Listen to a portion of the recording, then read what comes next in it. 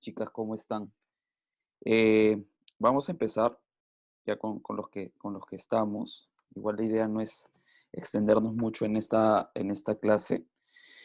Eh, Como ya les había indicado por el país, ya hubo un videíto que preparé con una presentación más bien rápida sobre los textos que estaban asignados para el día de hoy. Eh, y sobre eso vamos a discutir, ¿no? Me parece bien interesante que podamos también conversar no solamente a la luz de los textos, sino también vinculándolo con la realidad política que mejor conocemos, que es la peruana, ¿no? Y pensando sobre todo que estamos ya entrando en la campaña electoral hacia las elecciones del 2021, que van a ser bastante particulares. Eh, a ver, déjeme un momentito que arreglo esto. Ya. Bueno, entonces, en ese sentido, voy a resumir brevemente lo que ya les he presentado y en verdad la idea es que podamos conversar un poco sobre la pregunta que hacia el final de la presentación les hacía, ¿no? Que es básicamente sobre los incentivos que existen eh, en el Perú para poder formar o poder reconstruir ese sistema de partidos políticos, o podríamos decir también que nunca lo tuvimos realmente, ¿no? Creería que también eso va a tener algunas explicaciones desde la historia política, sobre todo. Déjenme ver para compartir la pantalla.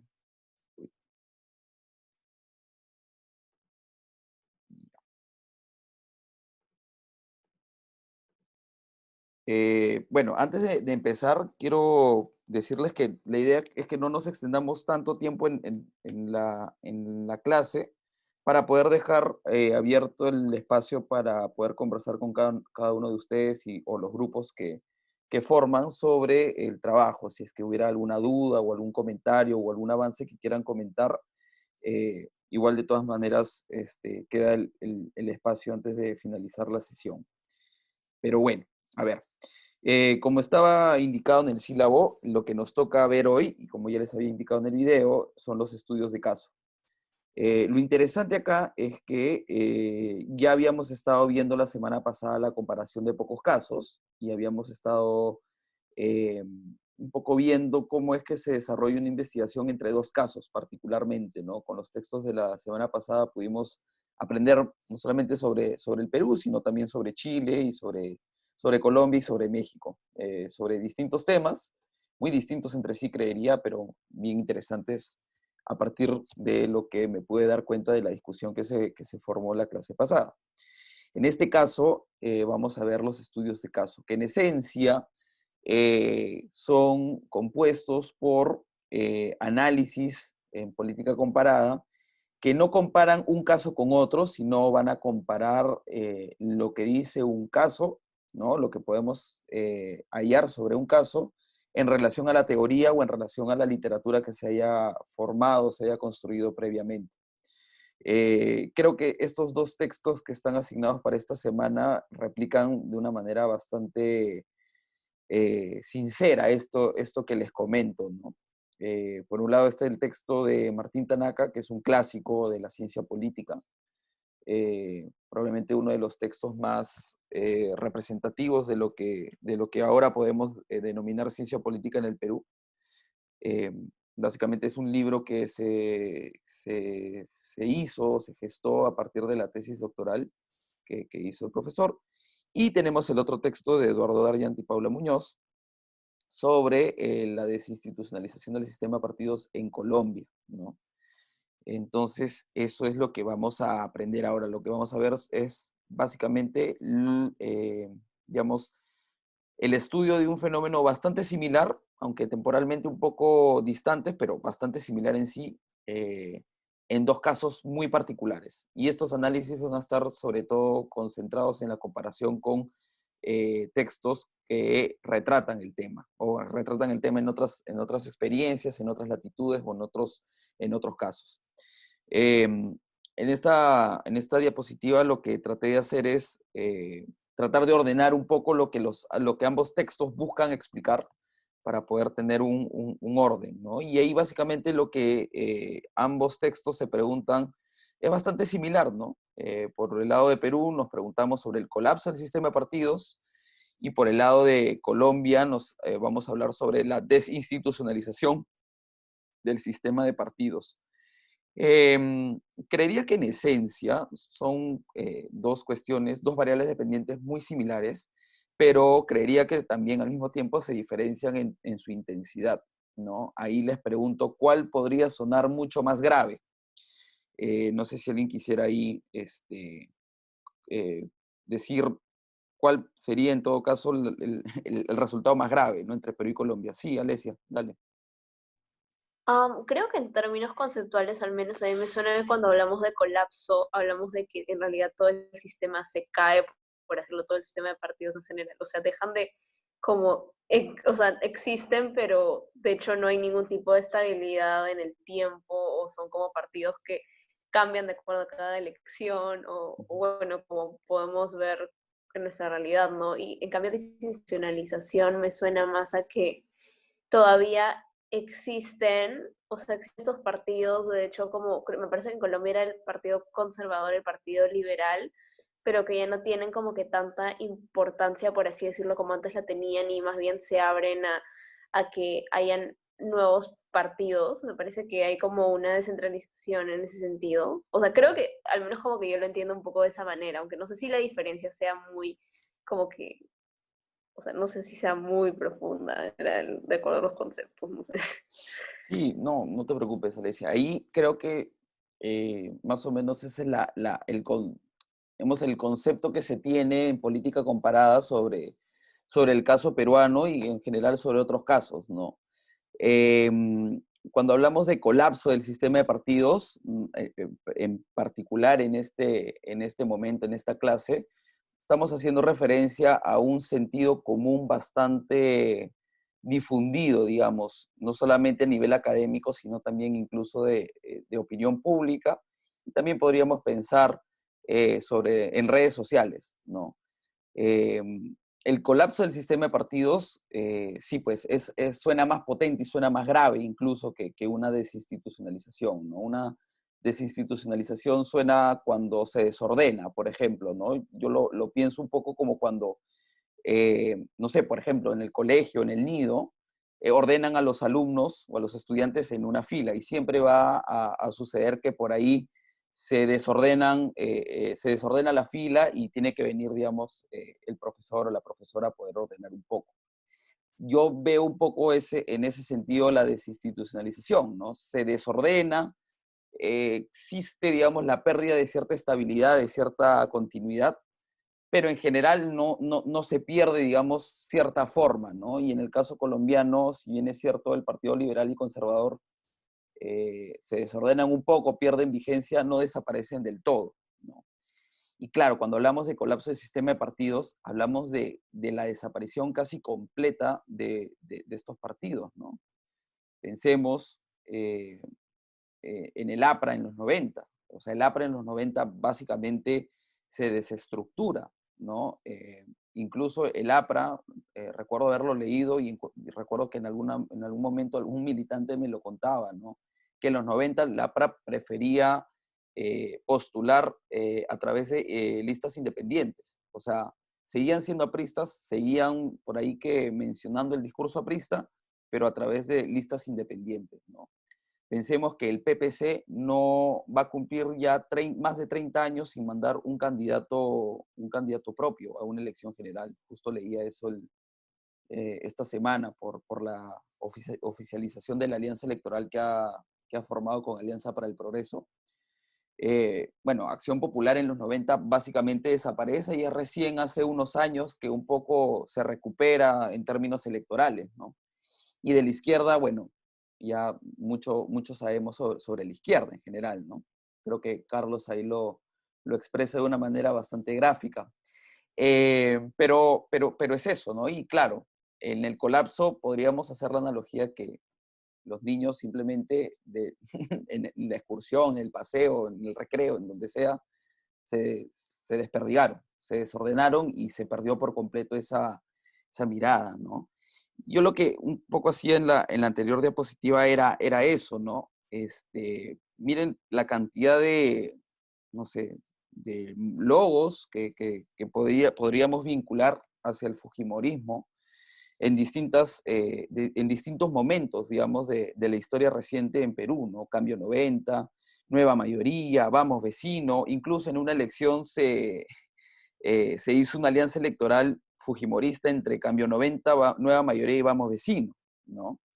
Tenemos Perú 2000, que fue la marca que usó Fujimori para la segunda reelección, que fue la fraudulenta finalmente, o la que no debió ser, en fin. Tenemos también ahí el Trencito, que creo que fue el partido que tenía a Gagó como líder, ¿no? Y me parece que sobre todo o sea, se creó en el 2016, si no me equivoco, en el 2018. Tenemos Perú Patria Segura, que no sé qué cosa es exactamente. Yo lo que entiendo, de lo que sé un poco, es que Perú Patria Segura más bien es como la evolución más reciente de lo que en algún momento fue Vamos Vecino, ¿no? Que era básicamente el reducto fujimorista que manejaba Reyardo. Tenemos Si Cumple, tenemos AF 2006, que exactamente o sea, podría entender que AF es Alberto Fujimori, pero en el 2006 postuló a la presidencia Marta Chávez.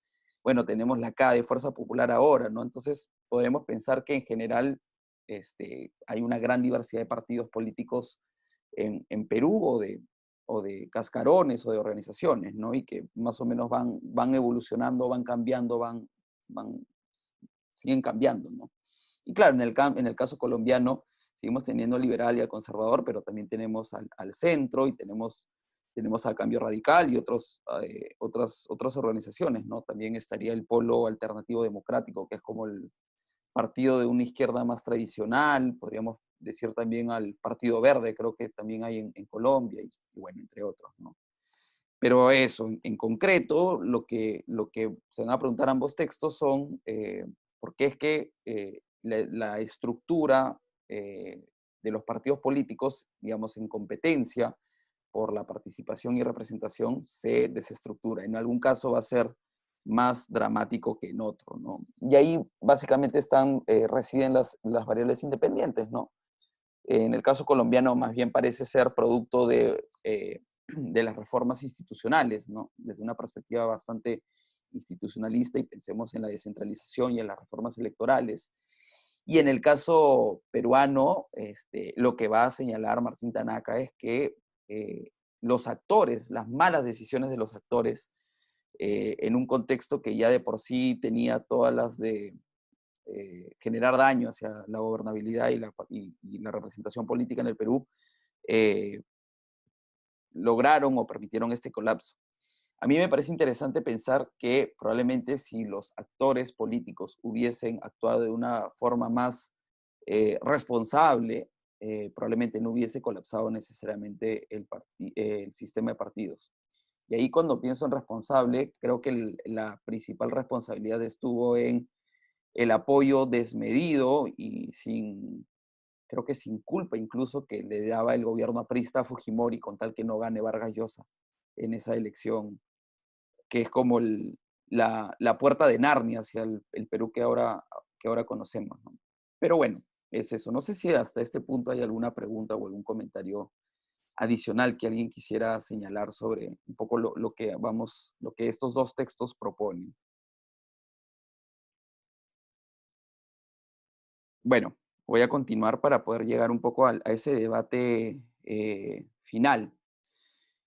Como ya les comenté en el video, lo interesante de los estudios de caso es que en general van a permitir, pero también exigir al investigador o investigadora que detalle en profundidad la naturaleza del caso, ¿no? A mí me parece bien interesante, si es que algunos de ustedes o los grupos que conforman para el trabajo final de este curso consideran hacer un estudio de caso a la luz de la teoría, porque eso les va a poder permitir aprender bastante sobre un caso en particular, ¿no? En concreto es algo que se hace ya, o no sé si se seguirá haciendo, pero se hacía en el curso de política en América Latina, que creo que es un curso que llevan en el próximo ciclo, que eliges un país y investigas todo lo que, sobre un tema en específico sobre ese país. Pero es lo interesante de un estudio de caso, ¿no? Te va a permite en general profundizar en la historia política o en los procesos más de largo aliento o procesos en general institucionales sobre algún caso, ¿no? Y en este caso, a pesar de que el texto de Daryanti Muñoz es relativamente corto, es un paper, resume en gran medida el contexto histórico político sobre el cual se van a gestar estas reformas que a su vez van a generar esta desinstitucionalización del sistema de partidos en Colombia.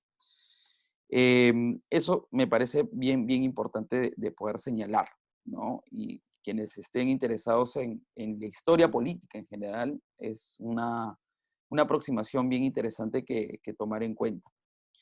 Por el caso, bueno, sigo con el caso colombiano, ¿no? Finalmente lo que el texto va a sostener es que las reformas de alguna manera logran democratizar, ¿no? Difuminar el acceso al poder, ya no va a estar tan concentrado, sino que se va a desconcentrar, se va a democratizar, pero esto sin lugar a dudas tiene efectos en el sistema de partidos. Y en el video se los comentaba y se los vuelvo a comentar y les pregunto, ¿no? Uno podría pensar que una desinstitucionalización o una desestructuración del sistema de partidos no es necesariamente democrática, ¿no? Pero en este caso parece que sí lo sería, ¿no? Y ahí yo les pregunto si es que podríamos pensar lo mismo en el caso del colapso del sistema de partidos en Perú, ¿no? ¿Qué efectos o qué relación, qué vínculo tendría con el régimen democrático ese colapso del sistema de partidos? Y ahí les pregunto abiertamente si es que alguien quisiera participar y responder esa pregunta, ¿no? ¿Cuál sería la relación de ese colapso del sistema de partidos en Perú con el régimen democrático?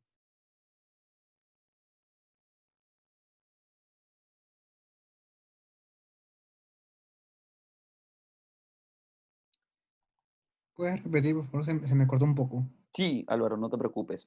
Lo que señalaba es que en el caso colombiano, las reformas que tienen como objetivo democratizar, digamos, el acceso al poder en general, terminan por desinstitucionalizar el sistema de partidos. Y uno podría pensar a priori que una desinstitucionalización o un colapso del sistema de partidos, digamos, es contrario a la democracia, por así decirlo, ¿no? Y ahí yo les pregunto qué podríamos, si es que en el caso colombiano, esta democratización, a partir de estas reformas, lograron que se desinstitucionalice el sistema de partidos, ¿qué podríamos pensar o cómo podríamos vincular el colapso del sistema de partidos en Perú con el régimen democrático? Veo que Carla ha levantado la mano, le voy a dar la palabra y si Álvaro quiere participar luego, sigue en el orden. Sí, yo quería comentar que, bueno, depende mucho de cómo entendemos o sea, de nuestra concepción de democracia, porque en, en un principio los partidos servían para representar a la población y como canalizar sus intereses y llevarlos a la esfera pública y finalmente si llegaran al gobierno, como que ponerlos en práctica. Pero ¿qué pasa cuando ya no representan los intereses de la población? Cuando la población ya no se siente identificada con ellos. Entonces, ya no son un artefacto o un medio viable para canalizar sus demandas. Entonces, habría que buscar otra forma de hacerlo, ¿no? En algún momento creo que fueron los sindicatos antes de los partidos. Bueno, ahora tampoco están tan desarrollados, ¿no? Pero entonces creo que sí sería factible de decir que este colapso podría contribuir a una democratización en el sentido de reformular la democracia, o sea, una nueva forma en la cual los ciudadanos expresen sus intereses y lo que buscan finalmente para mejorar como Estado. Sí, muy interesante lo que dices, Carla. Creo que condensa bien lo que un poco buscaba que podamos conversar. Ahora lo comento seguro junto con lo que Álvaro tiene por decirnos. Sí, ¿se me escucha? Sí, te escuchamos. Ya. Bueno, lo que quería también decir es que justamente este colapso de partidos en el Perú se da, como Tanaka menciona, más o menos em, por estos desaciertos, no sé si podría llamar, o malas decisiones de los partidos democráticos durante los 90, o los partidos ya tradicionales no, perdón, durante los 80. Ujú. Y es por eso y por eso también menciona más o menos Tanaka, que no es casualidad que justo este colapso de los partidos inicie 89 con Belmont y después se consolide en los 90 con Fujimori y finalmente en el 92 con el autogolpe. En ese sentido, yo considero que el colapso de los partidos, en el caso peruano, que, que finalmente parece más dramático que el colombiano, se debe al mal ejercicio del poder que se, que se estuvo sosteniendo durante los 80 por Belaúnde primero, pero sobre todo por Alan García. Por eso es que ahí nace la figura del outsider, y a partir de allí ya no importa tanto lo que plantean los partidos, sino el carisma de las personas para ver más o menos como quién nos salva de esta, más o menos. Sí, yo creo que ahí comparto también la postura, ¿no? Que fueron finalmente las decisiones de los actores políticos los que terminan por, en primer lugar, eh, permitir la elección de outsiders, ¿no? De outsiders no solamente eh, ajenos a la política, sino que también tendrían o tuvieron algunas tendencias que iban en contra, digamos, del orden institucional, ¿no? Como podríamos pensar en Fujimori. En Belmont no tanto, aunque el Belmont de las elecciones pasadas municipales sí era una desgracia, hay que decirlo. eh, y era una amenaza también hacia ese orden, ¿no? Eh, pero claro, podríamos pensar que en el caso colombiano, la desinstitucionalización del sistema de partidos hizo que exista una mayor participación política de sectores más locales, ¿no? De algunas zonas o sectores colombianos que estaban un poco supeditados o dependientes de los grandes varones o de los grandes líderes de estos dos partidos, ¿no? Y ya con estos desincentivos, con la diversificación, digamos, de los capitales políticos que los políticos tienen que aprovechar para poder lograr su cometido, que es acceder al poder, se termina por democratizar. Y claro, ahí bien importante lo que Álvaro dice, ¿no? Es como los desgobiernos, los malos gobiernos y desgobiernos de los ochentas terminan por cansar un poco también a la población, podríamos pensar, ¿no? Y en relación a lo que decía Carla, por más que exista un orden, un sistema de partidos institucionalizado, eso no necesariamente va a responder a la canalización de demandas y necesidades de la población. Es decir, porque tengamos un bipartidismo perfecto, tengamos un sistema bien cuajado de partidos políticos, no necesariamente eso va a decir que hay mejor representación, mejor participación y mejor democracia, ¿no? Pensemos, por ejemplo, me hace acordar mucho a estos memes que se ven últimamente en la campaña en la elección en Estados Unidos, ¿no? Y cómo es que entre los republicanos y los demócratas, si bien es cierto, los demócratas están con Biden y republicanos con Trump, en el fondo parece que representan casi lo mismo, ¿no? Como una suerte de una oligarquía que no necesariamente responde a las necesidades de muchos sectores de la población, ¿no? Y ahí, por ejemplo, pensemos en cierta vigencia, cierto surgimiento de algunas figuras un poco ajenas a lo que tradicionalmente eh, identificamos en el Partido Republicano y en el Partido Demócrata también, ¿no? Creo que hayan surgido en este tiempo Trump dentro del Partido Republicano, con una posición mucho más extrema que probablemente muchos sectores del Partido Republicano estaban esperando, o en general sectores de la población, pero al mismo tiempo también pensemos en cómo ha surgido Bernie Sanders y Ocasio-Cortez, por ejemplo, ¿no? Que también de alguna manera se distancian de el tradicional demócrata en Estados Unidos, ¿no? Que es más bien, no sé, creo que un tradicional demócrata, incluso creo que Obama es un poco novedoso, pero pensemos en un demócrata tradicional como Bill Clinton, por ejemplo, ¿no? Que si bien es cierto defiende algunas ideas más liberales o incluso progresistas, finalmente forma parte de una suerte de una oligarquía, ¿no? Y eso es lo que probablemente en el caso de Colombia se termina, digamos, sucediendo, y podríamos pensar que en el caso peruano también, ¿no? Eh, que de alguna manera el colapso del sistema de partidos, si bien es cierto, tiene como una consecuencia el surgimiento de Fujimori, también de alguna manera existe una democratización de quienes van a acceder al poder, ¿no?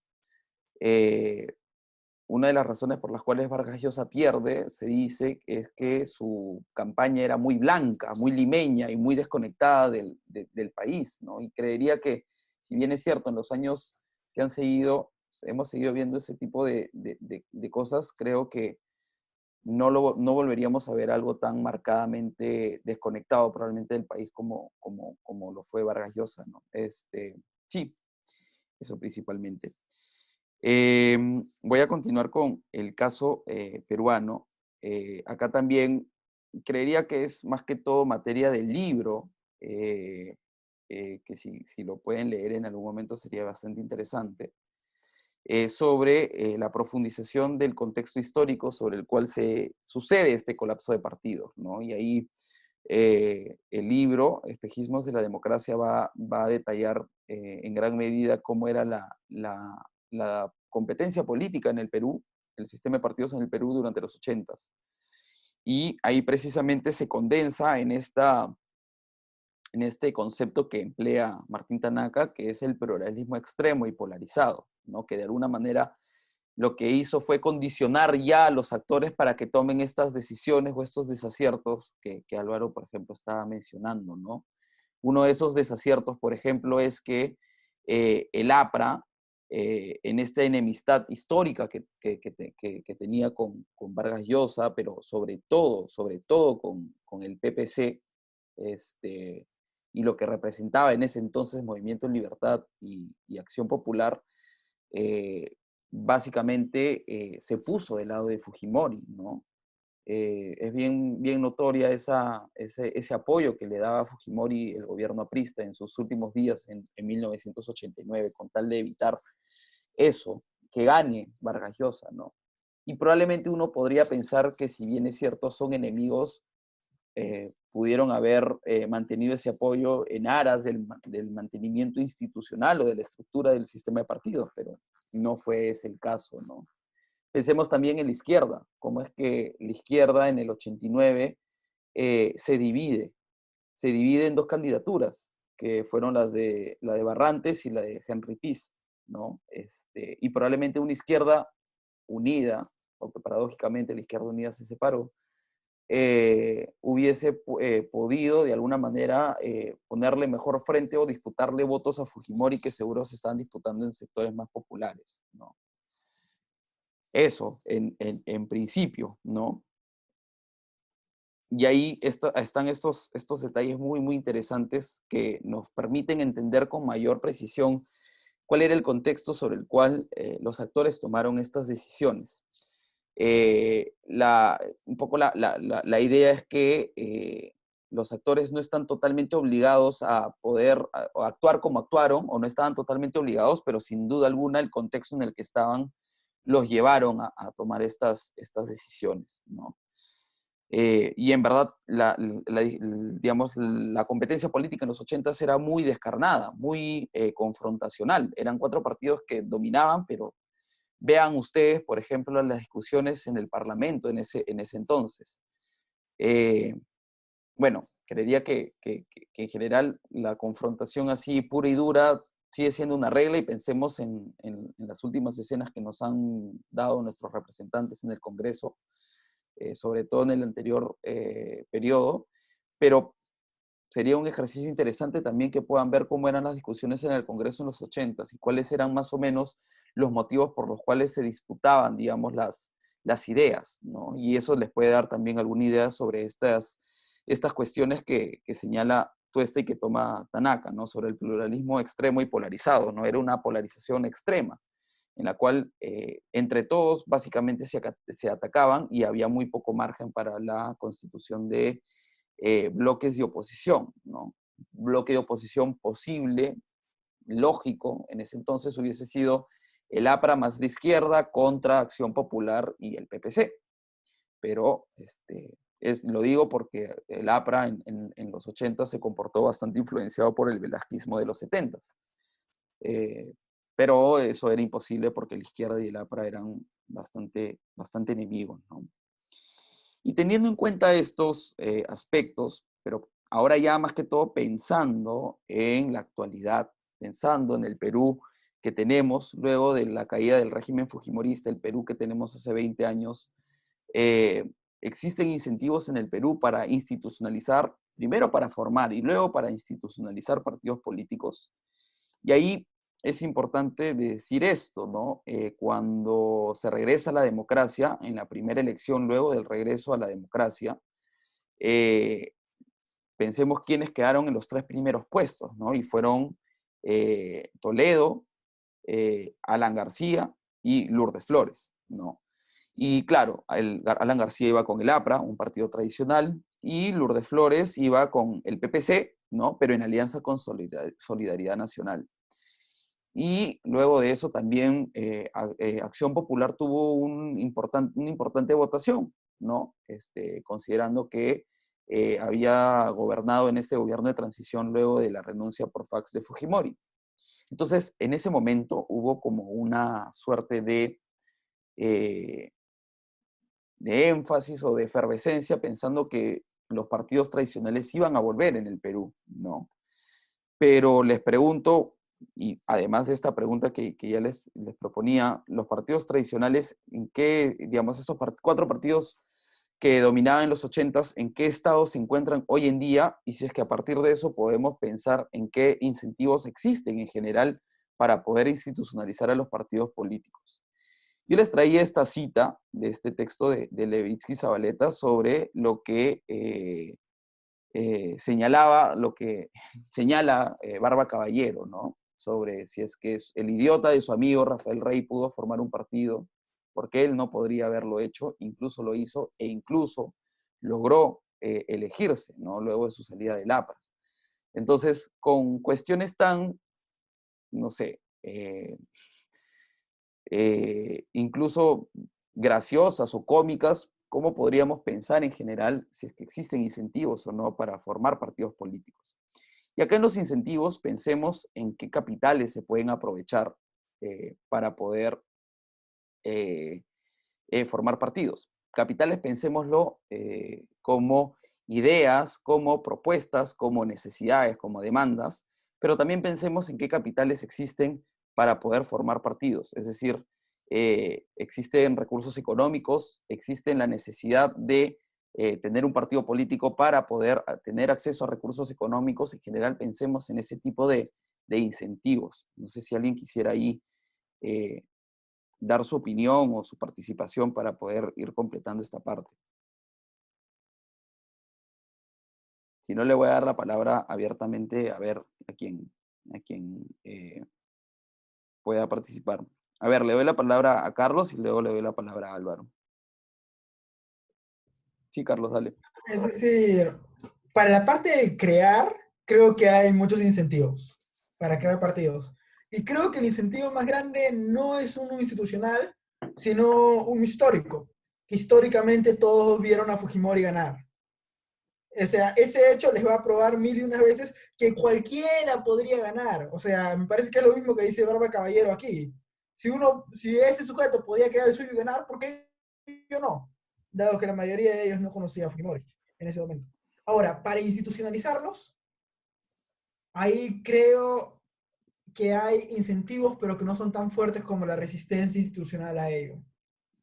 Es decir, el sistema constitucional peruano, hecho a la medida de Fujimori para un presidencialismo, semipresidencialismo defenderé hasta el día de mi muerte, pero para un presidencialismo extremadamente fuerte, ¿sí? Está hecho, hace que los partidos se reúnan alrededor de caudillos. El presidente ni siquiera puede estar en lista electoral para el Congreso, como debería estar. Y eso naturalmente lleva a que la imagen de quien gobierna esté más atada, porque son los líderes de los partidos supuestamente, a quien es presidente, y no al resto. En ese sentido, es bonito ver, tómese a Guzmán, por ejemplo, que hizo todos sus pasos para crear su partido y todo, pero durante todos los años, después de ser uno de los principales candidatos en el 2016, tuvo un perfil bastante bajo fuera del gobierno, fuera del esto. O sea, en ese sentido creo que una resistencia institucional, no solo por el sistema presidencialista, quizá deberíamos tener un parlamentario, pero luego miro el parlamento y, en fin. ¿Hay una resistencia institucional a institucionalizar los partidos? Sí. Y hay una motivación a crear partidos en lugar de unirse. Por último, hay un rechazo cultural muy grande hacia los partidos. Eso. Bacán, Carlos. Muy, muy interesante lo que dices. Ahora seguro lo retomo con lo que Álvaro tiene por decirnos. Dale, Álvaro. Sí, yo voy más o menos a la misma línea que Carlos, pero yo de frente digo, ¿existen incentivos? Acá, no. Yo sí creo que de verdad no existe ninguno, porque como Carlos dijo, si eh, este factor histórico de si Fujimori ganó, ¿por qué yo no? Y esta frase justamente de que recoge de Vizky Zabaleta, ¿por qué él y yo no? Es claro, o sea, aquí en Perú, primero, institucionalizarse requiere disciplina partidaria, sometimiento a los líderes, elecciones internas, aceptar las derrotas y todo eso. Y aquí, eh, no, actualmente yo en Perú no veo a mucha gente dispuesta a eso. Si pierden, por ejemplo, vemos Acción Popular nomás. Acción Popular no aceptan la derrota, se nombra en paralelo. El problema con Guevara y Descanseco, que Guevara es presidente, pero Descanseco no lo reconoce, reconocen a Descanseco, Merino está, por eso es que en el Congreso Nacional Popular no saben si son partidos, si son tres, porque uno reconoce a Guevara, otro grupo reconoce a Descanseco y otro grupo no reconoce a nadie, y pide nuevas elecciones. Entonces, bajo esa lógica de ¿para qué me voy a someter a otras personas si yo puedo crear mi propio partido y ser el líder yo? Bajo esa premisa, actualmente incentivos no existen. Ujú. Bacán, bacán, Álvaro. Muy interesante lo que dices. Ahora lo sintetizamos. Le doy la palabra a Maritza y luego a Carla. Sí, buenas noches. Yo creo que los partidos que tenemos ahora no tienen como incentivos muy grandes para institucionalizarse, porque de hecho la población también ha cambiado mucho la manera en que observa los partidos y es como prefieres votar por un partido que sea diferente y que sea nuevo. Y estos partidos que ya existen es como no quisieran institucionalizarse por la historia que ya tienen detrás. Por otro lado, creo que hay partidos nuevos, todavía tengo esperanza, que hay partidos nuevos que sí buscan institucionalizarse. Es como están surgiendo, tienen esta mirada de vamos a cambiar el Perú realmente y lo están haciendo desde abajo, desde las bases. Y creo que por ese lado, los otros partidos sí podrían, pero los actuales creo que incentivos no tienen. Creo que tampoco les conviene a largo plazo. Bacán. Muchas gracias, Maritza, por tu participación. Le doy la palabra a Carla. Sí, yo iba por ahí también, o sea, de hecho de que no hay incentivos para institucionalizar los partidos o que se fortalezcan y todo, pero la pregunta que me surge a raíz de eso es, ¿realmente resulta útil como fortalecerlos y hacerlo institucionalizarlos? Porque, ok, no hay incentivos, pero lo que íbamos con la pregunta pasada, ¿no? O sea, si no representan a la población, entonces, ¿para qué les vamos a incentivar algo que no funciona? Y ahora que Maritza mencionaba esto de que hay partidos de que sí están surgiendo desde abajo, o sea, como sí, me da una luz de esperanza y, y siento que todo puede mejorar, pero ¿quién dice que esto no solo van a ser para unas elecciones y que va a haber un trabajo continuo? Y por último, que si este trabajo continuo no va a ser solo de un pequeño grupo, sino que efectivamente pueda llegar a lo largo del país. Entonces, creo que es algo súper, súper difícil y no estoy tan segura de que realmente pueda funcionar, ¿no? O sea, yo a veces veo en redes y salen los memes, ¿no? De, ay, si los politólogos se andan quejando de que no tenemos sistema de partidos, cuando, o sea, hay un montón de otras problemáticas y a veces como me siento culpable, ¿no? Porque es cierto, o sea, estamos hablando un montón sobre estos temas, pero no sé, pues, qué tan relevante es hoy en día. Muchas gracias, Carla, por esa apreciación. Ya me había dado cuenta un poco de esa posición en lo anterior que decías, ¿no? Y me parece bien, bien importante. Ahora lo comento. Me parece que Carlos tiene levantada la mano, si es que sigue con Sí, intención de participar, le doy la palabra y podríamos igual también, si alguien más quisiera decir algo, también es posible. sí, una breve discrepancia con mis compañeros. O sea, lo que yo me tengo es que sí hay algunos incentivos, aunque no sean suficientes. Es decir, la misma valla electoral que planteamos está hecha precisamente para institucionalizar partidos, salir removiéndolos. Aparte de la valla electoral, la financiación de partidos, la cuestión de esta banda de propaganda electoral, que no me acuerdo muy bien el nombre. La O franja, sea, ¿cómo? la franja electoral. Franja, franja, lo siento, mi mente estaba en blanco. Ya, sí. O sea, incentivos hay. Lo que yo señalo es que no son suficientes. Y yo considero que, no son, que es muy importante que sean suficientes. Sé que esto es una respuesta de politólogo, pero son importantes que sean suficientes porque sin partidos institucionalizados, su tiempo de visión es extremadamente corto. Trabajan en un horizonte temporal de 5 años y eso, el Congreso actual trabaja en un horizonte temporal de 6 meses hasta la elección. Es decir, es por eso que se requiere que esté institucionalizado per se, porque en caso contrario terminas con un sistema cortoplacista que es incapaz de tomar decisiones complicadas. Eso. Gracias, Carlos. Le doy nuevamente la palabra a Álvaro, que parece que has motivado ahí también la discusión. No, sí, o sea, lo que Carlos dice es cierto, que existen normas como la financiación de partidos, como la valla electoral, pero la pregunta es, ¿son realmente informados en la norma? Pero lo que se plasma en la norma no necesariamente es lo que pasa en la realidad. Entonces hay muchas formas de incentivos, en la práctica no los hay porque siempre no se cumplen. Por eso también es que yo antes decía, ¿para qué voy a cumplir algo que no me sirve? Mejor hago todo, porque por ejemplo, la valla electoral, ¿qué pasa?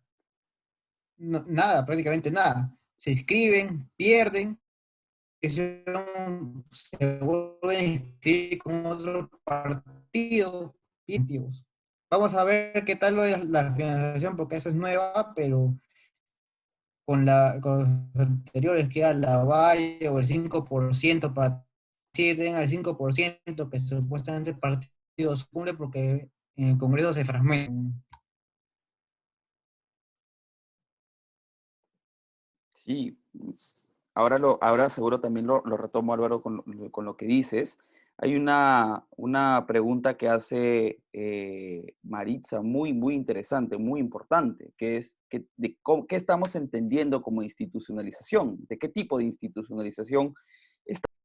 El poder, chicos, lo siento. Ha vuelto Francisco Aguilar. Fue divertido tener el poder, chicos. Uy, creo que se desconectó un ratito. Sí. Voy a apagar mi cámara porque parece que el internet no está funcionando de la mejor manera. Pero igual, lo que estaba diciendo un poco sobre lo que decía Álvaro, pero también sobre lo que decía Maritza, es que es muy importante lo que hay que pensar también, ¿no? Estamos hablando sobre los partidos, estamos hablando si es que es posible institucionalizarlos, pero Maritza dice, pero ¿de qué tipo de institucionalización estamos hablando? ¿No? Y eso es bien importante porque nos va a poder permitir poder saber cómo abordar, digamos, la discusión, ¿no? Yo justo lo que les quería mencionar es que hay un texto muy conocido, digamos, que se está escrito por dos politólogos muy importantes en el estudio de los partidos políticos en América Latina, que lo que hacen es construyen, digamos, una medición a partir de ciertos conceptos para poder medir la institucionalización de los sistemas de partidos. ¿Esto qué quiere decir exactamente? ¿Cómo podemos saber si es que un sistema de, o qué busca hacer, ¿no? ¿Cómo podemos saber si es que un sistema de partidos es institucionalizado? Lo que ellos dicen es lo siguiente. Un sistema de partidos institucionalizado implica estabilidad en la competición intrapartidista. Es decir, que va a haber competencia dentro del propio partido por la selección de los candidatos, quienes van a ir hacia las elecciones por el Parlamento, por las alcaldías, por la presidencia. Lo que implica también es que existan partidos con raíces estables en la sociedad, es decir, que tengan vínculos directos con la sociedad, es decir, por ejemplo, vínculos con sindicatos, vínculos, digamos, a través del establecimiento de comités en el territorio, ¿no? Podemos pensar también que va a depender la institucionalización de la legitimidad que tienen los partidos y la aceptación que tienen estos en la población. Y finalmente, que tengan reglas y estructuras razonablemente estables, es decir, que no estén cambiando de manera constante. Si nosotros pensamos en eso, en esos conceptos, en esas ideas, probablemente no estemos cumpliendo ninguna, a priori, ¿no? Digamos, a nivel de análisis general. Y ahí un poco lo que voy a retomar es las ideas que han venido señalando ustedes en las pasadas intervenciones. Empiezo con lo que señalaba Carlos, ¿no? Y él dice que hay incentivos para crear partidos políticos, ¿no? Porque si Fujimori pudo, yo también, ¿no? Como me hizo acordar un poco esa frase de este dibujo animado, Las pistas de Blue. Pero claro, ahí lo que también podríamos decir es que Fujimori técnicamente nunca construyó un partido, ¿no? Lo que construía eran, logos, listas, cascarones con los cuales postular a la presidencia, pero construir un partido realmente nunca lo hizo Alberto Fujimori. Quien realmente sí intentó por ahí construir un partido y creería que aún está en esa gesta es Keiko Fujimori. Pensemos en Fuerza Popular, que es la primera vez en la que un candidato Fujimori postula 2 veces seguidas o en 2 elecciones seguidas con el mismo nombre, ¿no?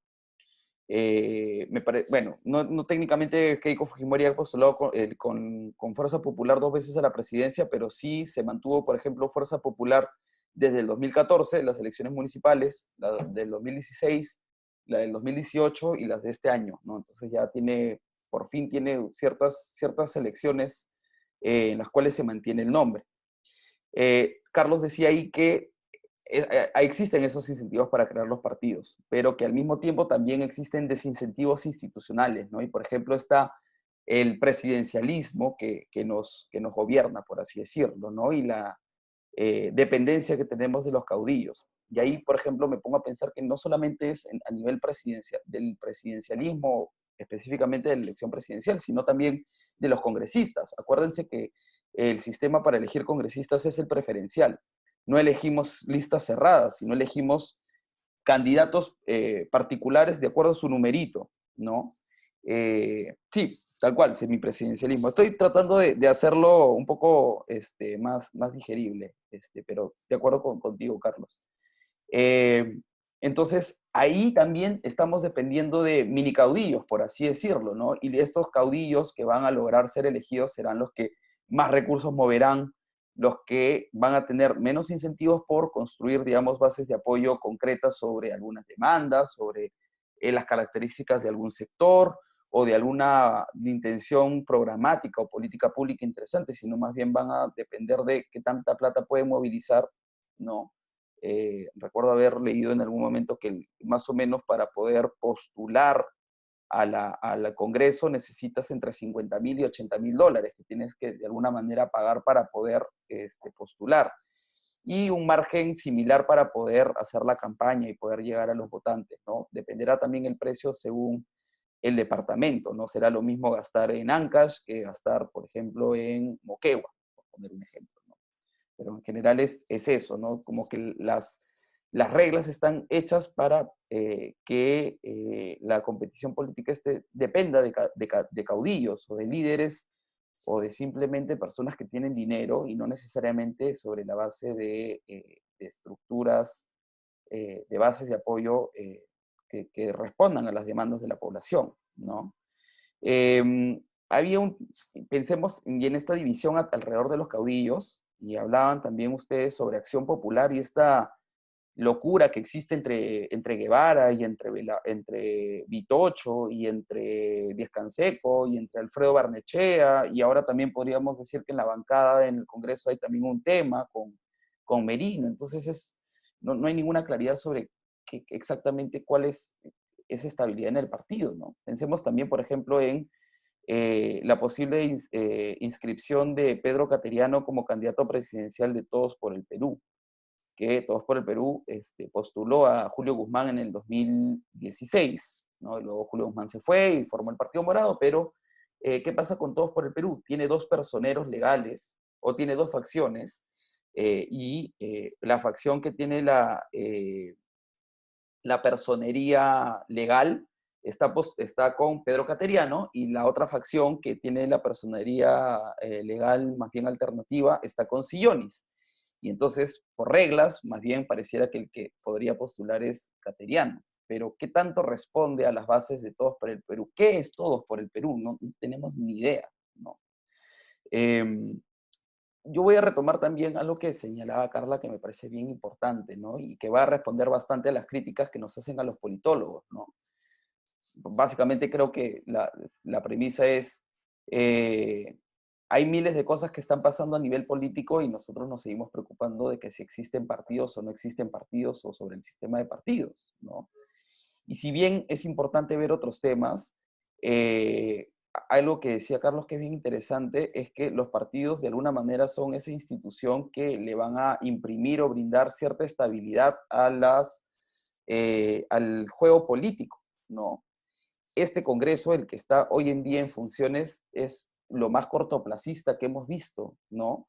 Pensemos cómo ha cambiado Urresti no en días, en horas de posición política sobre las AFP, sobre la vacancia, o sea, una cosa de locos, o sea, su palabra no tiene ninguna validez, la validez de ningún congresista tiene ninguna validez, ¿no? Y es porque sus cálculos son sumamente cortoplacistas. Ellos están pensando en más o menos como me parece que podría ser, es cómo hacer para posicionarse de mejor manera ante un gobierno que está sumamente debilitado, que es el de Martín Vizcarra, que enfrenta una emergencia sin precedentes, y teniendo en cuenta que hay una elección general en pocos meses, ¿no? No falta mucho para esa elección, creo que nos faltan, ¿cuántos? 6 meses, 7 meses para elegir un nuevo presidente. Entonces, sus cálculos son sumamente cortoplacistas, ¿no? Pensemos también, por ejemplo, cómo ha respondido el FREPAP, cómo ha respondido Alianza para el Progreso. Alianza para el Progreso es uno de los partidos que tienen mejores posibilidades de poder llegar a la población en las elecciones, ¿no? Por la maquinaria que tiene. Entonces, eso también es bien importante. Yo creo que es importante ver de qué otras maneras la población se organiza, canaliza sus demandas, en general se organiza, creo, pero sí creo que es importante, siguen siendo importantes los partidos.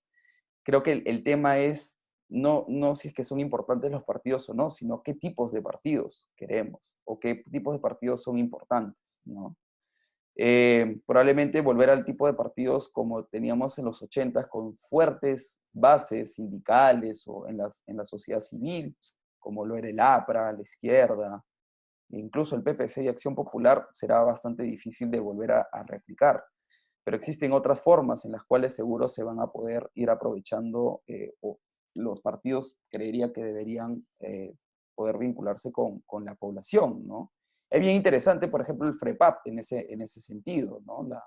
Al parecer, la buena organización interna que tiene, tendrá que verse qué tipo de intereses o qué tipo de demandas buscará aglomerar en otros sectores que sean ajenos a su iglesia, digamos, ¿no? Que parece ser la base central de apoyo. Una idea que también me surgía a partir de lo que decían es que básicamente todo está hecho de manera institucional para que toda representación sea efímera, ¿no?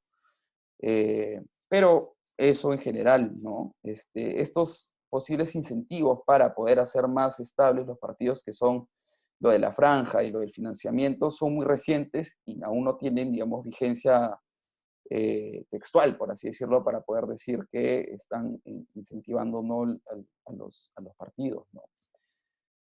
Yo quería un poco también hacer mención a George Forsyth, o Forsyth, como ahora se hace llamar, ¿no? Y creo que Forsyth, una vez más, es una nueva representación de lo que en un momento Belmont y luego Fujimori le dieron, digamos, a la competencia política, ¿no? Cualquiera puede postular a la presidencia. A mí me parece bien particular que como alcalde de La Victoria, de un distrito que si bien es importante en Lima, ya tiene, digamos, medio trecho hacia una candidatura presidencial, ¿no? Incluso lidera las encuestas. Eso es bien raro, ¿no? O más bien es bastante particular en el caso de Perú, ¿no? Teniendo en cuenta la fragmentación y la poca institucionalización de los partidos. Pensemos, por ejemplo, que Forsyth estuvo en conversaciones con distintos partidos para ver con quién se postulaba, porque más o menos ya estaba establecido que él iba a ser candidato, faltaba ver por qué partido, ¿no? Al final cerró con lo que antes era el partido de Humberto Lay, y ahí están viendo si es que le van a cambiar de nombre, ¿no? Creo que va a ser Victoria Nacional, como se va a llamar el partido, y seguro que luego de la elección, que yo creería, y ojalá no me equivoque, no va a ganar Forsyth, desaparecerá y todo volverá, digamos, a su cauce, digamos, previo a la elección, ¿no? Como todo se infla o todo se mueve en la elección y luego se diluye, ¿no? Y ya lo vamos a ver en unas cuantas clases más, pero sobre todo ya a nivel más subnacional, que va a ser sumamente interesante también. Sí, como dice Carla, están buscando ponerle una campanita en vez de una espiga, ¿no? La espiga de Renacimiento Nacional, creo que se llama, o ya ni recuerdo cómo le pusieron al partido del Pastor Lai, ¿no? Creo que es importante que podamos, en general, como politólogos y politólogas en formación, por un lado, pensar en estos textos, en estas ideas, en estas discusiones tradicionales sobre los partidos, pero me parece bien interesante lo que de alguna manera salió también acá en clase, que es cuestionarnos realmente, en primer lugar, y es totalmente válido, si es que los partidos son la mejor forma de canalizar la representación de la población, del electorado. Pensemos también en qué tipos de partidos se están gestando e institucionalizando, ¿no? Creo que el partido que de alguna manera se ha institucionalizado, no mejor o no del todo, pero por lo menos comparativamente más que los demás, sería Alianza para el Progreso. ¿Qué defiende exactamente Alianza para el Progreso a nivel de ideas? No mucho, ¿no? No podríamos decir que no, contenido como tal, más que decir que se debe invertir más en educación, no hay mucho, ¿no? Y más bien su fortaleza está en la posibilidad que tiene de poder brindarle recursos a los votantes o al propio partido internamente, ¿no? Eso también lo vamos a ir discutiendo más adelante, sobre todo con otras perspectivas teóricas que también están asignadas para el curso. Pero eso, ¿no? Creo que en general podríamos decir que incentivos para institucionalizar partidos no hay, ¿no? salvo Alianza para el Progreso, que ha gozado del dinero de César Acuña, pero luego de eso no se me ocurre, o en general creo que no estamos viendo mayores incentivos para que un partido que tenga, digamos, reales intenciones de construir una ideología, o construir una propuesta política de mediano o largo plazo, se esté formando. En general parece que todo depende de los capitales más bien administrativos, o decir, de la plata, ¿no? O de quién maneja más recursos, ¿no? No sé si hasta este punto alguien quisiera añadir o algo o señalar algo adicional. Sí, Carla, dale. Sí, con respecto al tema el último punto que mencionas sobre los recursos de los partidos políticos, efectivamente dependen de los recursos privados de cada uno que pueda tener. Y me parece que hubo una ley o una propuesta legislativa el año pasado o el anteaño pasado, ya ni recuerdo bien, que proponía precisamente darle apoyo económico a los partidos políticos, pero esta propuesta era demasiado impopular, o sea, creo que sacaron la encuesta y era abismal la oposición de la ciudadanía con respecto, al respecto, y obviamente no iba a salir, porque de alguna manera el gobierno todo lo mide con encuestas, ya es penoso a veces, ¿no? Porque la mayoría dice esto, allá, entonces lo hacemos, no lo hacemos. Ya bueno, entonces tampoco hay un apoyo, hay un incentivo ciudadano para tratar de fortalecerlos. Sí, recuerdo vagamente lo que señalas, pero en general sí, pues, ¿no? Es como, muchas de las medidas del último gobierno han estado bastante basadas en las encuestas, o en lo que cree la gente, ¿no? Ahora veía que Vizcarra estaba comentando sobre el partido de ayer y que nos habían robado el partido, y me decía, pero, o sea, ¿por qué comentas eso? No sé, no entiendo, o sea, es como para estar en sintonía con la población, ¿no? Pero sí, en general, cualquier tipo de medida que busque favorecer a los partidos puede ser con una intención muy buena o muy, hasta podríamos decir, altruista, para poder mejorar la forma en la que se canaliza o representa la representación, ¿no? La población lo va a tomar de una manera como eh, contraria, ¿no? Más bien, no, lo que quieren no es, o sea, ¿quién va a creerse eso de que quieren realmente fortalecer a los partidos? Más bien quieren llenar su bolsillo, ¿no? Es lo que podríamos pensar en líneas generales. Y esa poca legitimidad que tienen los partidos políticos es bastante dramática, ¿no? Creo que en las encuestas de Latinobarómetro, el Perú tiene uno de los porcentajes más bajos de población que dice participar o sentir simpatía por algún partido político. Creo que es menor del 5%, y hay otros países en los que el 30, el 40% de la población se siente de un partido, ¿no? Y eso hace que sea mucho más estable, digamos, en general los votos, ¿no? Lo que en algún momento decía el APRA, que ellos tenían asegurados el 30% del electorado peruano, yo creo que ya no, nadie podría decir algo así, ni siquiera, ni cualquier porcentaje, ¿no? Pero sí, totalmente de acuerdo ahí con Carla, que sostiene una posición bien interesante de todos modos, ¿no? No sé si alguien más quisiera ahí añadir algo más a esta discusión interesante. Pensemos también que estas discusiones las vamos a seguir teniendo en general hacia las elecciones que se nos avecinan. Claro, el voto duro, como dice Carlos, ¿no? Yo creo que ya no existe ningún tipo de voto duro en el Perú, salvo por ahí que podríamos pensar que, no sé, pues, ¿no? Alianza para el Progreso le podría ir mejor en el norte, a Fuerza Popular también.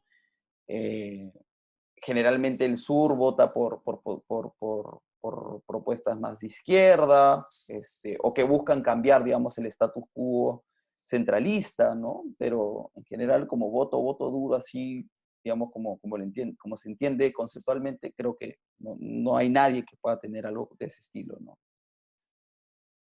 Eso, chicos y chicas. No sé si alguien más quisiera agregar algo como para ir también cerrando esta parte. Y igual me quedo un momento más para poder discutir si es que alguien quisiera sobre los avances que van teniendo de sus trabajos.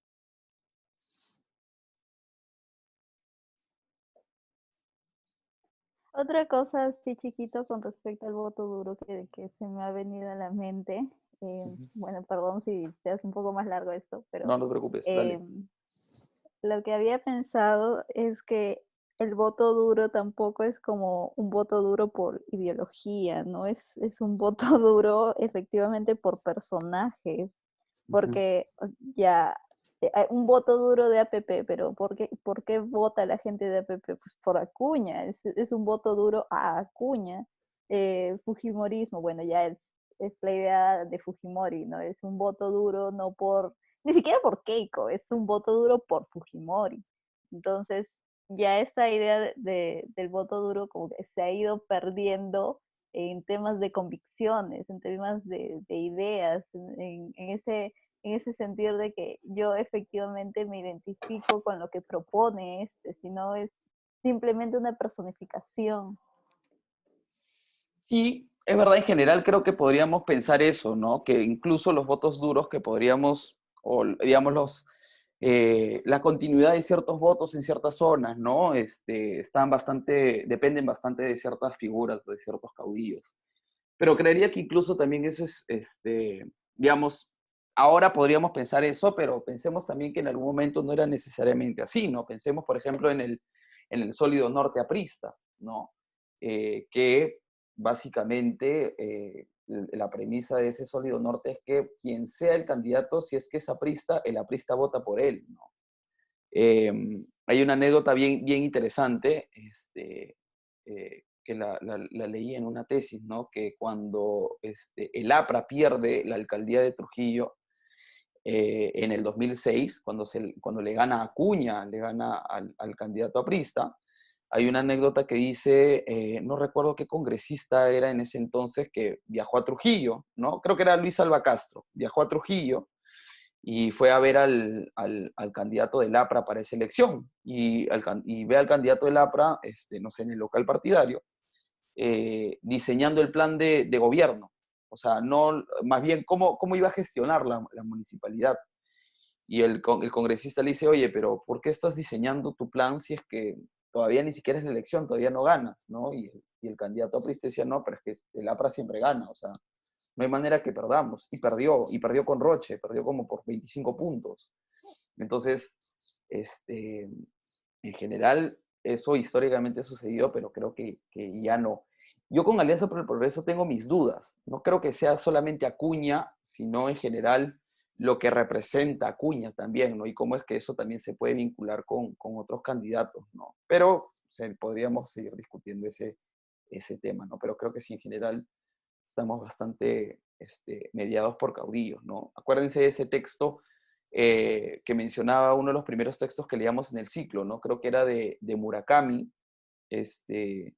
que decía que en el Perú hay más bien una cultura política caudillista, ¿no? Y que Fujimori, cuando es elegido, aprovecha eso, ¿no? Digamos, una suerte de ansia histórica en la población, en el electorado, por ese caudillo que nos va a salvar, ¿no? Creo que Álvaro también lo decía, ¿no? Siempre estamos buscando quién nos va a salvar, o el mal menor, digamos, también, ¿no? Que finalmente, si bien es mal menor, al mismo tiempo también nos salva de un peor mal, ¿no? O de un mal peor, ¿no? Pero bueno, son algunas reflexiones que surgen. Eh, sí, eso, chicos y chicas. Si alguien más quisiera agregar algo, este es el momento.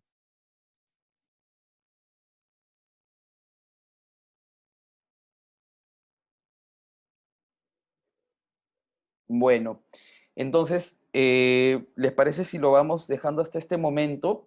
Son libres de poder abandonar la sala si así gustan. Si no, de todas maneras, me quedo un momento más para poder escuchar si es que tuviesen alguna duda o alguna consulta que hacer sobre sus trabajos finales.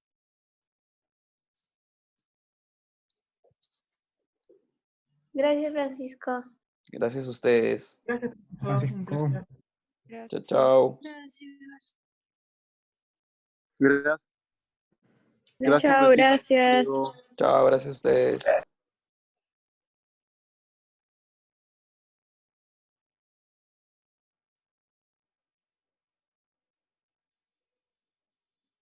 Sí, Carla, dime, cuéntame. Sí, Francisco, bueno, con mi compañera hemos estado trabajando ya un poco sobre el trabajo. En la semana pasada la verdad es que no hemos hecho nada, pero ya esta vez sí lo hemos visto. Y bueno, para empezar, ¿te acuerdas de lo que estamos trabajando? ¿No? Estamos trabajando sobre marcas Perú, sobre Ujú, marcas países, la ujú, marca Perú y marca Colombia. Y ujú. habíamos pensado en lo que nos dijiste, que de repente podíamos incluir Ecuador.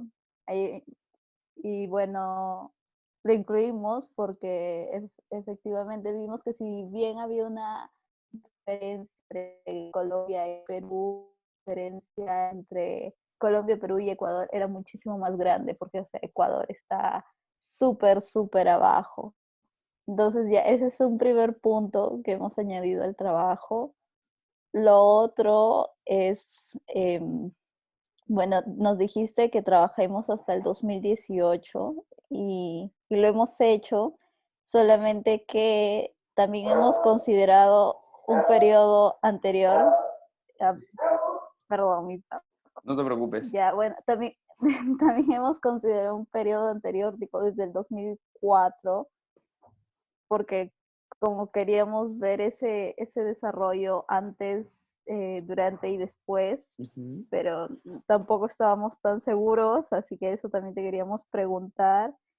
Y lo tercero es con respecto a la estructura del trabajo que tenemos que presentar. O sea, hay una parte, ya sí, ya leí tu documento, ahora sí, en que tenemos que hacer como una revisión de la literatura y abajo hay como conceptos. Entonces, la duda es si va separado y si los autores de la revisión de la literatura son los mismos de los de conceptos o son otros. Eso. Ya, perfecto. A ver, Carla, sobre el primer punto, si me pudieras comentar nuevamente el tema de Ecuador y para pasar con eso ya a comentar el resto. Ya, bueno, lo que pasa es que, ya, honestamente, cuando vimos las cifras entre Colombia y Perú, efectivamente Colombia nos gana en dos cosas, pero Carlos se dio cuenta de que en realidad Colombia siempre nos estaba ganando antes de, por eso es que también hemos visto el periodo antes de la marca, antes de la marca ya nos estaba ganando. Y después de la marca, más bien nos dimos cuenta que Perú como había reducido esa brecha que había con Colombia. Entonces dijimos, más bien parece que a Perú le ha ido mejor. Pero como no nos quedaba tan claro eso, decidimos ver otro país para ver si había un mismo, como había un mismo patrón, si a Ecuador también reducía la brecha, porque Ecuador también ha estado siempre por debajo de Colombia y Perú. Y no, más bien como se agranda la brecha entre Ecuador y Colombia y Perú. Entonces por eso le hemos tratado de también añadir al trabajo, porque hemos buscado las cifras de esto. Ya, bacán, me queda más claro ahí, Carla. Me parece bien interesante esto que ustedes proponen de extender, digamos, la medición de los resultados para poder saber, eso les va a permitir en general saber cuál es el efecto exactamente de, el establecimiento, de la construcción, implementación, como lo quieran llamar, de la marca país, ¿no? Claro, o sea, ahí podríamos pensar que a Colombia le va mejor porque si vemos digamos, las cifras un poco a partir del establecimiento de la marca país, pensamos que parten del mismo punto, pero a Colombia le va mejor, entonces a Colombia le fue mejor. Pero podríamos pensar que si bien ya anteriormente a Colombia le iba mejor que a Perú, y más bien con la marca país a Perú le va, no le va mejor que Colombia necesariamente, pero acorta la brecha, eso dice que a Perú le ha ido en general mejor porque ha podido reducir esa distancia. Y eso es bien interesante.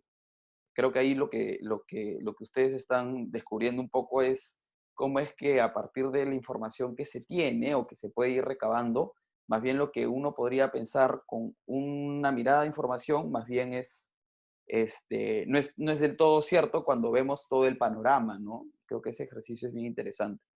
Yo no me opongo a que usen Ecuador. Me parece que es interesante Ecuador porque eso les va a permitir saber, si bien en el caso de Colombia, o sea, en general veo que Colombia es mejor que Perú y Perú es mejor que Ecuador. Pero si ven que en Perú la distancia se acorta, ahí podríamos pensar que a Perú le ha ido mejor con la marca país. Hay cosas que la marca país no va a resolver, que son cuestiones mucho más históricas, estructurales, pero el efecto de la marca país creo que sí se puede medir por ahí, ¿no? Y en Ecuador se pueden identificar, además de la marca país, digamos, qué otras condiciones existen que no necesariamente permitieron que la marca país tenga tanto efecto, ¿no? Probablemente no es solamente la marca país, sino también, por ejemplo, por decir algo que se me ocurre como una posible hipótesis, que es la marca país, pero sumado al incremento de un precio que es de un producto que exporta a un país, ¿no? Y probablemente, no sé, pues, el cobre que exportaba Perú creció más en su precio que el petróleo que exporta Ecuador y por lo tanto, más la marca país, hay un efecto combinado, no sé, por poner un ejemplo, ¿no? Yo lo único que les recomiendo, o sea, me parece que con Colombia, incluso con esta incorporación de más información, ya es bastante sólido, pero si les parece igual importante mencionar Ecuador, investigar Ecuador, lo pueden hacer, no hay ningún problema. Solamente que les recomiendo analizarlo bien si es que se les puede complicar por una cuestión de tiempos y de extensión, como para que tampoco se les complique por la cantidad de información que tengan que buscar o investigar. Y sobre la próxima entrega, la revisión de la literatura, ya seguro que la próxima clase lo comento antes de la entrega. Básicamente la revisión de la literatura es un resumen, ¿no? Es como, no sé si un cuento, ¿ya? Pero es un texto que básicamente le va a buscar explicar al lector más o menos de cuáles son los temas o cuáles son las ideas, los argumentos que se han construido sobre el tema que les preocupa, ¿no? Que les interesa. Y definitivamente es a partir de esos textos que van a revisar para la revisión de la literatura, de donde van a salir los conceptos. La idea de la revisión de la literatura y los conceptos no es que los conceptos no necesariamente estén expuestos en la revisión de la literatura, sino más bien que la sección de conceptos tiene como objetivo que solamente se señalen esos conceptos que la revisión de la literatura ha encontrado para que poder orientar el trabajo, ¿no? No sé, pues, país emergente puede ser un concepto, por poner un ejemplo. La marca país también es un concepto importante que señalar. Los indicadores seguro que también serán importantes de poder señalar como conceptos, como para poder saber con claridad cuál es la definición de la idea sobre la cual se va a basar el argumento que van a sostener, ¿no? Pero no sé si con eso queda más claro, Carla. Sí, sí, Francisco, gracias, más bien. Ya, perfecto. Ya cualquier correo. Sí, sí, cualquier cosa me consultan por el correo, no hay problema. Ya, Ya, muchas gracias. Hasta la otra semana. ya, nos vemos, chao, chao. Gracias. Hola, Diego. Hola Francisco, ¿Qué tal? Cuéntame, ¿cómo te puedo ¿qué ayudar? tal? Sí, recibí tu correo de mi revisión, lo que viste de mi propuesta. Sí, cuéntame. Sí, o sea, que quería que más o menos me digas, más o menos, o sea, cómo lo podría replantear, porque vi que me hiciste varios comentarios, como por ejemplo el hecho de o sea, centrarme más en casos de Latinoamérica y no ir tanto a otros casos de otros lugares. Sí, en verdad es una recomendación, no es algo que tengas que hacer necesariamente. Si gustas investigar casos de otros continentes, de otras realidades, en realidad no hay ningún problema. Es una recomendación generalmente para poder acotar o más cercanamente los posibles textos o libros o contenidos que hay que buscar, ¿no? A ver, te comento, si tienes razón que queda un poco pendiente poder comentarte la entrega. Dame un ratito, por favor, que lo abro. Sí, sí.